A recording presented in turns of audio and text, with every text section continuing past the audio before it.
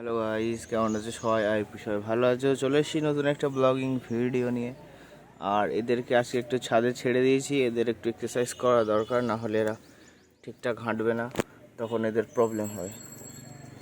হেঁটে বেড়া। আর এদিকে বড় পায়রাগুলো রয়েছে, এদেরকে একটু চানের জল দিয়েছি এখানে। আর এরা হেঁটে হেঁটে বেড়াচ্ছে এখন। আর আজকে ভালোই গরম আছে, চারিপাশের ওয়েদারটা একবার দেখো, ভালোই রোদ্দুর আছে। এই সানের জল দিয়েছি। সাদাটা এখানে আছে, আর এখানে আছে বড়টা। এইটা হলো আমাদের মোটা কালিয়া।